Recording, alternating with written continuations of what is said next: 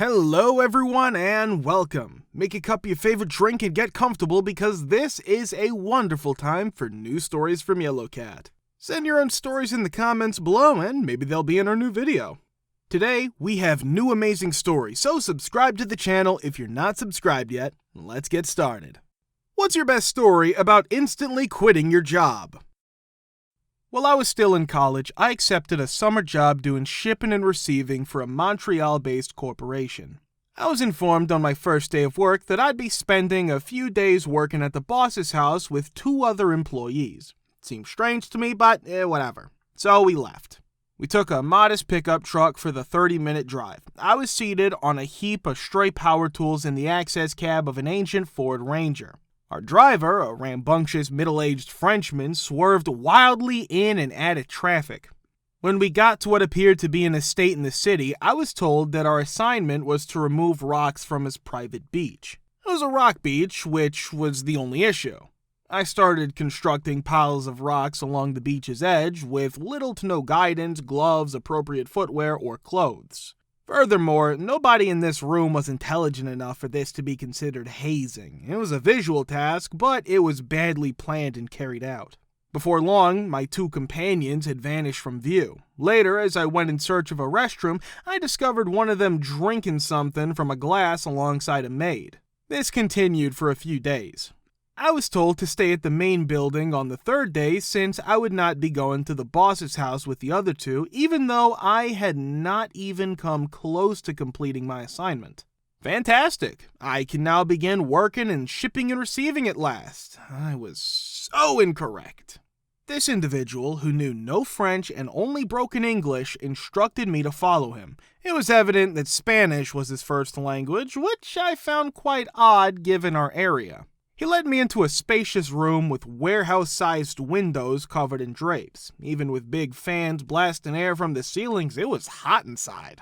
Rows of Hispanic laborers were polishing leather handbags quickly, stuffing packets of silica gel desiccant into the pockets and covering them with plastic.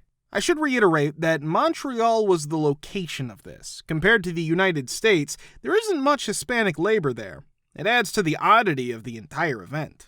They led me to a station and told me I'd be performing the same task. I started to wonder what was going on at this point. A kind woman next to me grinned and asked me a Spanish question. "I don't speak Spanish," was my response. She merely grinned and carried on with her task. Before I decided I could take no more, I polished and packaged roughly 3 suitcases. I walked out of the room and into the office of the chief boss. He had little to no idea who I was, and he gave me a surprised expression. I gave him my job description and a thorough rundown of my first 3 days of work. I informed him that I was quitting because we obviously didn't agree on my position. I told him everything, and he seemed startled and shocked at the same time. He reached into his desk, took out a couple $100 and gave them to me. "Could you not tell anyone about the people polishing the handbags?" he begged nicely before letting go. I quickly departed after accepting the money.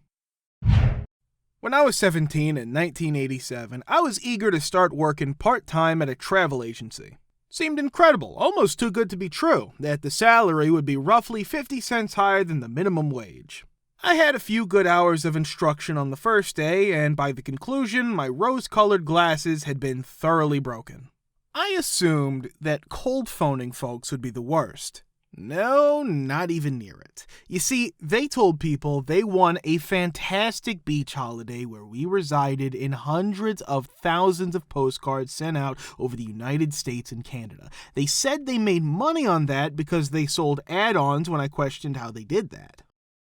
I'm put at a desk the following day and told to wait a while before answering calls. I listened to someone con an 80-year-old woman at a roughly $2,000 for an hour. She won the vacation, although she could have upgraded for a little bit extra. People received nothing if they chose not to purchase this package, which was the minimum. Indeed, a complete and utter con. Not merely immoral, but downright fraudulent. As I sat there taking in all this information, my first call was transferred. An elderly woman who had never won anything was ecstatic. I couldn't even attempt to sell, but I can't recall exactly how I handled it. It was completely incorrect. I was terrified when I saw how many people were receiving calls in the large room, what was truly happening inside, and how big it was. I gave up after 3.5 hours in total. I was afraid my mother would be upset when I told her I had stopped, so I avoided telling her all the way home. Nope, she was overjoyed with my choice after I told her what was going on. She called at me to hurry to the living room 2 weeks later. The manager who trained me in handcuffs was among the several FBI officers seen on the television, along with footage of them moving boxes out of the travel agency and taped up crime scenes, for reasons I still don't understand. They faced severe fraud charges. It seemed that the estimate exceeded $1 million. Later, my mother showed me an article in which they were accused of money laundering as well. My second job. I was at a super young and up-and-coming company, and my role was essentially a DevOps engineer, software support, database admin, server admin, hardware support, as well as a delivery supervisor. I was also available for on-site product fixes. Keep in mind that the only DevOps engineers in my area make more than £50,000. You know how much I got paid for all that labor? I was making about £20 more over minimum wage. For essentially running this business, I got paid less than £14,000 annually. This is the kind of paycheck where you had nothing left over after paying your expenses and rent. That moment, I had been working for the company for almost 4 years, slowly gaining these jobs. I worked so hard. That truly was a trial by fire.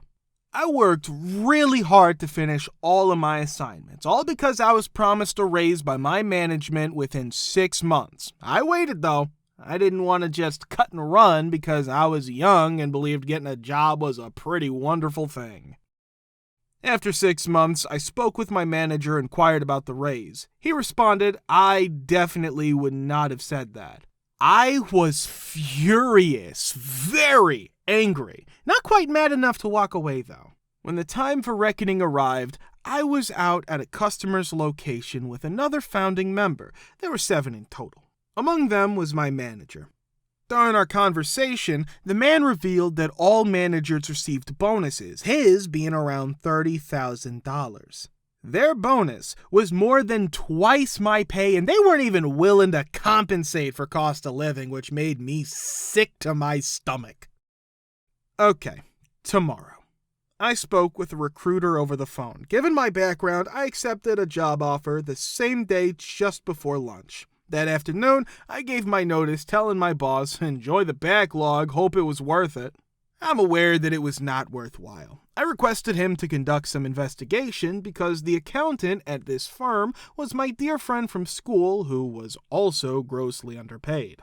They also had to drastically expand after I departed in order to handle all of the work I was doing. 5 more individuals have to be hired, everybody at $25,000. It was an actual £100,000 error. By the time my accountant friend left, he had informed me that they had increased the scale to 9 employees and had virtually rotated these guys out almost every 3 months because they were also not satisfied. Become a jerk. Residents who have/had an HOA, tell your story of encountering these people. In the neighborhood where I reside, half of the houses are new construction that is part of the HOA, while the other half are older and not included. I'm fortunate to live in one of the original older residences. You can choose to participate, but after going to the first and only HOA meeting following our home closing, I'm not going to. The topic of providing meeting minutes online or through the county records was brought up at the beginning of the monthly HOA meeting. They decided to transfer them downtown to the records building where you can only see them at odd hours because they thought that putting them online would provide too much transparency. The topic of a house that was for sale was the next item on the agenda. It turned out that it was the only home without a garage on the block and the only one in the HOA. The middle of the block requires detached garages, whereas the HOA only permitted attached garages on corner lots. The remaining residences on that block have attached garages and are not part of the HOA. In order to make the house blend in with the other non-HOA homes on the street, potential buyers contacted the HOA to inquire about the possibility of building an attached garage if they were to purchase the property. "Indeed, we will collaborate with you," they replied. "If you buy it, just let us know so we can continue our conversation." "But you aren't going to let them do that, are you?" questioned a board member of the HOA. The president then remarked, "Obviously not. Yet I want to wait to let them know about that until after they purchase the home." They turned to me after a few more instances of shadiness during the meeting and suggested I should come along since they would probably be willing to grandfather in the house, saving me the trouble of having to do all these modifications to get it compliant with their requirements. I politely declined. On the acreage behind me, a subdivision was developed a few years after I purchased my home. My land is bordered by the neighborhood's road. Everything was fine for a while, then the HOA moved in. They attempted to fine me for my appearance while driving. It's a little tree-lined area. It seems they were craving grass. When I wouldn't let them utilize the back portion of my land, which also happened to border their area, they attempted to call the police. Evidently, there are no trespassing notices that are deemed unsightly. To have the back portion of my property designated as a park for their children to use, they attempted to drag me to court. It was enjoyable. To try to compel me to join their HOA, they brought me before the municipal court. Yes, that was received favorably. It was my time after their passionate presentation, complete with graphs, pictures, and an audio-visual display. I approached the podium, identified myself to the council, and said, "No," then turned to return to my seat. I occasionally still receive letters from them, so I returned them to the president's box with a Sharpie marking "No" on the reverse.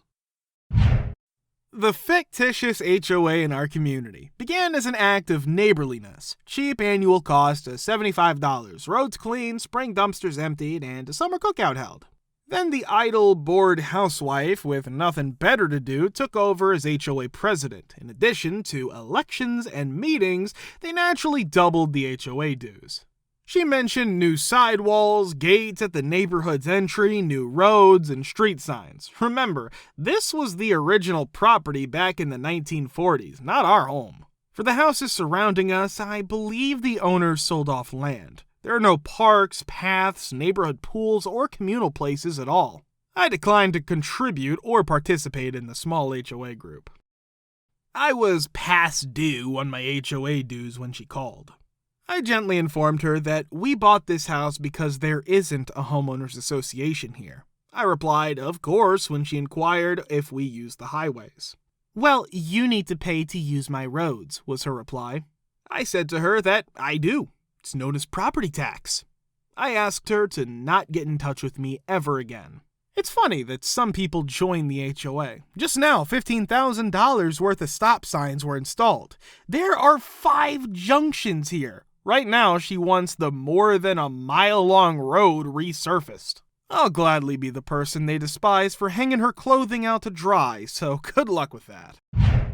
When I was a teen, I lived in an HOA. They were too stupid to be funny. Also, I didn't take crap from anyone. We also had a lot of nosy neighbors who were always following us around. The fact that my mom let me be myself meant that other parents would judge her and guess things about my friends and I. They always had something bad to say about me. Every other weekend, we had a party. Things would get loud sometimes, but never too loud. Even so, we kept getting letters about all kinds of crap.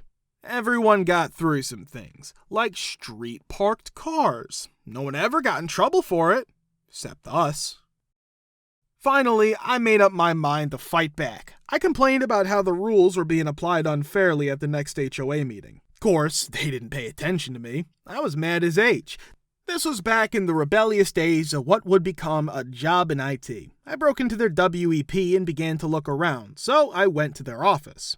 I got quite a bit of information in the end. Information that is awful. It's all on paper. Then I started to make my plan. My high school best friend, who's now my brother-in-law, and I decided to warn everyone and then make sure they all saw the bad news at the same time.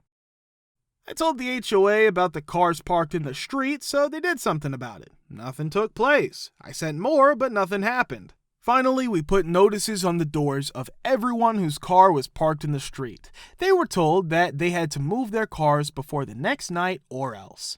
We had a party in the street the next time we got everyone together. We put the information on everyone's door. We took a ton of lighter fluid and put on a fire show outside, the whole GD street. It was pretty spectacular. It's true that it was pretty stupid, but the people around the neighborhood who kept parking their cars in the street looked outside, opened their door, freaked the H out. There was a safe spot on the cul-de-sac that was ringed by fire. I looked at them all and yelled, "You will never F with me again."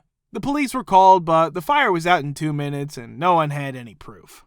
The next day, there was an HOA meeting, and all the bad stuff I found on the HOA was brought up along with my little block party. I was there and walked up to the front while they were talking while holding a lighter that had been drained of kerosene and filled with water. I said, "I found out information about all of you, and I'm the one who set the street on fire." That was my warning. Just think about what I'll do next time. Any questions?